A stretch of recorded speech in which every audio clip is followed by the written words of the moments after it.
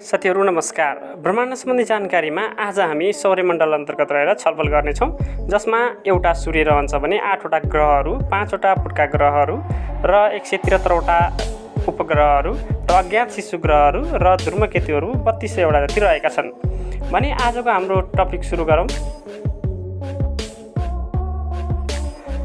हाम्रो सौर्यमण्डलमा सूर्य केन्द्रमा रहेको छ र सूर्यलाई सबै ग्रहहरूले परिक्रमा गर्ने गरेका छन्। भने सूर्यको उत्पत्ति कहिले भएको त्यो कुरा गरौँ।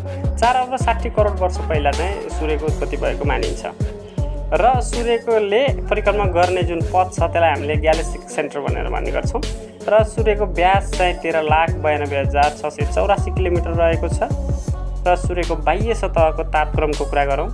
बाह्य सतहको तापक्रम 5700 डिग्री सेन्टिग्रेड रहेको छ र सूर्यको वातावरणमा फोटोस्फियर, क्रोमोस्फियर र सोलर कोरोनाबाट बनेको छ बाहिरी वातावरण सूर्यको। र सूर्यको प्रकाश तपाईँ हामी सबैलाई थाहा छ पृथ्वीमा आइपुग्नलाई लगभग 8 मिनेट 20 सेकेन्ड समय लाग्ने गर्दछ र सूर्यमा सबैभन्दा बढी मात्रामा चाहिँ हाइड्रोजन रहेको छ जो 92% छ भने हिलियम 7% छ भने अन्य बाँकीमा अक्सिजन, फ्लाम, कार्बन, नाइट्रोजन, म्याग्नेसियम, एल्युमिनियम जस्ता तत्त्वहरू रहेका छन्। पृथ्वीबाट हेर्दा सूर्य शान्त देखिए पनि त्यहाँ बढी मात्रामा ग्यासको उपस्थितिले गर्दा ठुल्ठुला आँधीहरू उठिरहेका हुन्छन्, जो एउटा आँधीको मुस्लो चाहिँ 4 लाख किलोमिटर माथिसम्मको हुन सक्दछ र सूर्यले आकाशगङ्गाको तारापुञ्ज केन्द्रलाई एकपटक परिक्रमा गर्ने लाग्ने समयलाई कस्मिक इयर भनिन्छ, जुन चाहिँ 2500 लाख वर्षको हुन्छ र सूर्यको तौलको करिब 74% हाइड्रोजन, 23% हिलियम र बाँकी अन्य ग्यासहरू रहेका हुन्छन् र सूर्यलाई केन्द्र बनाई पृथ्वीले परिक्रमा र अन्य ग्रहहरूले परिक्रमा गर्छन् भन्ने सिद्धान्तको प्रतिपादन सन् 1543 मा पोल्यान्डका नक्षत्रविद निकोलस कोपर्निकसले गरेका थिए। ग्रहहरूको सूचीमा पहिलो नम्बरमा रहेको छ बुध ग्रह। बुध ग्रह सूर्यबाट सबैभन्दा नजिकको ग्रह र ग्रहहरूमध्ये सबैभन्दा सानो ग्रह मानिन्छ। यसको सतहको व्यासको कुरा गरौँ 4841 किलोमिटर रहेको छ यसको व्यास र बुध ग्रहलाई परिक्रमा गर्ने प्रथम यान चाहिँ मेसेन्जर थियो र यो ग्रहको पहिलो पटक फोटो पठाउने अन्तरिक्ष यान चाहिँ मारिनर 10 थियो र सूर्यबाट यो ग्रहको दूरी करिब 576 लाख किलोमिटर यानि कि 0.4 AU टाढा रहेको छ भने यस ग्रहलाई आफ्नो अक्षमा घुम्नको लागि चाहिँ 58.65 दिन लाग्ने गर्दछ भने यस ग्रहको तापक्रम 427 डिग्री सेन्टिग्रेडदेखि 170 डिग्री सेन्टिग्रेडसम्म हुन्छ भने औसतमा चाहिँ 333 सेन्टिग्रेड मानिन्छ र यसले सूर्यलाई एकपटक परिक्रमा गर्न 88 दिन लगाउँदछ भने यो ग्रह खैरो खैरो कलरको रहेको छ। र दोस्रो नम्बरमा रहेको छ शुक्र ग्रह र शुक्र ग्रह बुध ग्रह पछिको सूर्यबाट सबैभन्दा नजिकको ग्रह शुक्र ग्रह हो र यस ग्रहको सतहको व्यासको कुरा गरौँ। यस ग्रहको सतहको व्यास लगभग 12,035.2 किलोमिटर रहेको छ भने यो ग्रह सूर्यबाट करिब 10 करोड 75 लाख किलोमिटर यानि कि 0.7 AU टाढा रहेको छ र यो ग्रहले आफ्नो अक्षमा घुम्नलाई 243.02 दिन लाग्छ भने एकचोटि सूर्यलाई परिक्रमा गर्नका लागि 224.7 दिन लाग्ने गर्दछ। यो ग्रह पृथ्वीबाट अनुसन्धान गरिएको पहिलो ग्रह थियो र अमेरिकाको अन्तरिक्ष यान मेरिनर 2 ले सन् 1962 मा चाहिँ शुक्रको सफल यात्रा गरेको थियो र तेस्रो नम्बरमा रहेको छ हाम्रो पृथ्वी। तेस्रो नम्बर सूर्यबाट नजिकको तेस्रो ग्रहको रूपमा पृथ्वी रहेको छ र यो ग्रहको हिसाबले सौर्यमण्डलको हिसाबले 5औं ठुलो ग्रह पनि मानिन्छ र अन्तरिक्षबाट हामीले हेर्छौँ जब पृथ्वीलाई यो निलो रङको देखिएको हुनाले यसलाई ब्लू प्लानेट भनेर पनि भन्ने गरिन्छ र यस ग्रहको कुल भूभागको लगभग 71% पानीले मात्र ढाकेको छ र बाँकी 29% मा मात्र जमिन रहेको छ र पृथ्वीको ले सूर्यलाई परिक्रमा गर्न 365 दिन 3 घण्टा 48 मिनट 46 सेकेन्ड लगाउँदछ।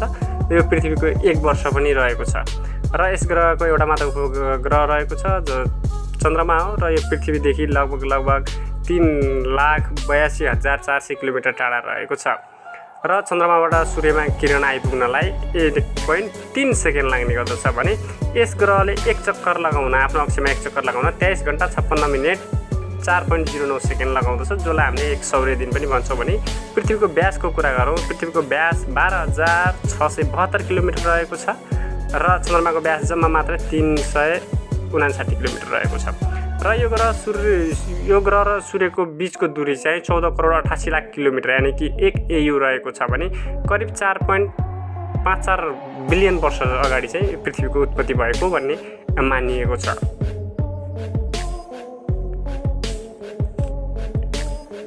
र तपाईहरुलाई थाहा भएकै कुरा हो, पृथ्वीले सूर्यको परिक्रमा गर्ने बाटो जुन छ, परिक्रमा गर्ने पथ छ, त्यो पथलाई चाहिँ पृथ्वीको कक्ष यानि कि अर्बिट अफ द अर्थ भनिन्छ र पृथ्वीमा 21 मार्च र 23 सेप्टेम्बरका दिन दिन रात बराबर हुने गर्दछ। यसरी दिन रात बराबर हुने अवस्थालाई चाहिँ हामीहरूले सम्पात भन्छौँ र 21 मार्चलाई चाहिँ वसन्त सम्पात भन्ने गर्छौँ भने 23 सेप्टेम्बरलाई चाहिँ हामीले शरद सम्पातको रूपमा भन्ने गरेका छौँ।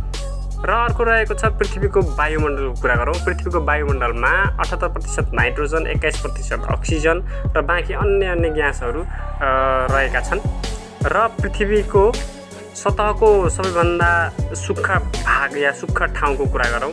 सुक्खा ठाउँ चाहिँ अटाकामा मरुभूमि हो, जुन दक्षिण अमेरिकाको चिलीको उत्तरी भागमा पर्ने यो ठाउँमा करिब 400 वर्ष पहिलेदेखि नै पानी परेको छैन। र पृथ्वीको घनत्व वा पिण्डको कुरा गरौँ, जुन 5.98 × 10⁻24 kg रहेको छ र पृथ्वीको सतहको निर्माण भनौँ न, पृथ्वीको सतहको निर्माण चाहिँ विभिन्न तत्त्व वा पदार्थहरूबाट बनेको छ। जस्तो भाइ हामी सबैलाई थाहा छ, जसमध्ये सबभन्दा बढी मात्रामा आइरन 32.1% रहेको छ र अक्सिजन 30.1% रहेको छ, म्याग्नेसियम 13.9% रहेको छ, निकेलको कुरा गरौँ, निकेल 1.8% रहेको छ र अल्मुनियमको कुरा गरौँ, अल्मुनियम 1.4% रहेको छ र सिलिकन 15.1% रहेको छ, सल्फर 2.9% रहेको छ र क्याल्सियमको कुरा गरौँ, क्याल्सियम 1.5% रहेको छ र अन्य बाँकी ग्यासहरू यानि कि तत्त्वहरूबाट पृथ्वी बनेको छ। र सूर्यदेखि सबैभन्दा नजिकको चौथो ग्रहको रूपमा मङ्गल रहेको छ र मङ्गल सूर्यबाट दूरीका हिसाबले चौथो ग्रह रहेको छ र सौर्यमण्डलको दोस्रो सानो ग्रह पनि, बुधपछिको दोस्रो सानो ग्रह पनि मङ्गल ग्रह रहेको छ र मङ्गल ग्रहले आफ्नो अक्षमा एक चक्कर लगाउनका लागि 24 घण्टा 37 मिनेट 22 सेकेन्ड लगाउँदछ भने यो ग्रहले सूर्यको एकचोटि परिक्रमा गर्नका लागि 686.98 दिन लगाउँदै गर्दछ। सूर्यबाट यो ग्रहको दूरीको कुरा गरौँ, यो ग्रह लगभग 2300 लाख किलोमिटर यानि कि 1.5 AU टाढा रहेको छ र मङ्गल ग्रहको व्यासको कुरा गर्नुपर्दा 6742.4 किलोमिटर रहेको छ यसको व्यास र यसका दुईवटा उपग्रह छन्, फोबस रहेको छ र डेइमोन्स रहेको छ। दुईवटा चाहिँ उपग्रहहरू रहेका छन् यसका र सन् 1877 चाहिँ यसका दुईवटा उपग्रहहरू फोबस र डेमोस भन्ने दुईवटा उपग्रहहरूको चाहिँ खोज गरिएको थियो र यस ग्रहको तापक्रम र हाम्रो पृथ्वीको तापक्रम लगभग मिल्दोजुल्दो नै छ, त्यस्तो खासै धेरै फरक चाहिँ छैन। त्यही भएर होला सायद मानव जीवन बस्न सम्भव छ भनेर इलोन मस्कले पनि त्यहाँ रिसर्चहरू गरिरहेका छन् र रातमा चाहिँ यहाँ -38 डिग्री सेन्टिग्रेडसम्म रहन्छ मङ्गल ग्रहको तापक्रमको कुरा गरौँ। र मङ्गल ग्रहमा अवतरण भएको पहिलो यान चाहिँ भाइकिङ 1 थियो र यो सन् 1976 जुलाई 20मा चाहिँ मङ्गल ग्रहमा अवतरण गरेको थियो। दूरीका हिसाबले कुरा गरौँ, सौर्यमण्डलको दूरीका हिसाबले सबैभन्दा 5औं नम्बरमा रहेको, सूर्यदेखि 5औं नम्बरमा रहेको ग्रह हो बृहस्पति ग्रह र ठुलोको हिसाबले सबैभन्दा ठुलो ग्रह भएको हुनाले यसलाई किङ अफ प्लानेट पनि भन्ने गरिन्छ भने जसको व्यासको कुरा गर्नुपर्दा 2,11,39,040 किलोमिटर रहेको छ, पृथ्वीभन्दा 318 गुणा ठुलो रहेको छ र सूर्यबाट यो ग्रहको दूरीको कुरा गरौँ, जुन चाहिँ 7680 लाख किलोमिटर यानि कि 5.2 AU टाढा रहेको छ र यो ग्रहले सूर्यलाई परिक्रमा गर्न 12 वर्ष लगाउँछ, लगभग 12 वर्ष लगाउँछ र यस ग्रहले आफ्नो अक्षमा एक चक्कर लगाउनको लागि चाहिँ 9 घण्टा 55 मिनेट 30 सेकेन्ड लगाउँछ, अर्थात् यस ग्रहमा 9 घण्टा 55 मिनेटको एक दिन हुन्छ। यस ग्रहको सतहको औसत तापक्रमको कुरा गरौँ, करिब -143 डिग्री सेन्टिग्रेड रहेको छ र के छ भने यसको उपग्रहको कुरा गर्नुपर्दा हाम्रो नेपाल सरकारको पाठ्यक्रम विकास केन्द्रले प्रकाशित गरेको कक्षा 10 को विज्ञान पुस्तकमा चाहिँ यसका 67वटा उपग्रह उल्लेख भएको हुनाले हामी यहाँ पनि 67वटै उपग्रह रहेको कुरा जानकारी गराउँछौँ यहाँहरूलाई। र यो बृहस्पति ग्रहको खोज अनुसन्धान गर्नका लागि पायोनियर, भोयेजर, ग्यालिलियो, अर्बिटर आदि जस्ता रकेटहरू प्रक्षेपण गरिएको थियो। सूर्यबाट टाढा रहेको 6औं ग्रहको रूपमा रहेको छ शनि ग्रह र ठुलोको हिसाबले यो दोस्रो नम्बरमा पर्छ, बृहस्पति पछिको ठुलो ग्रहको रूपमा रहन्छ।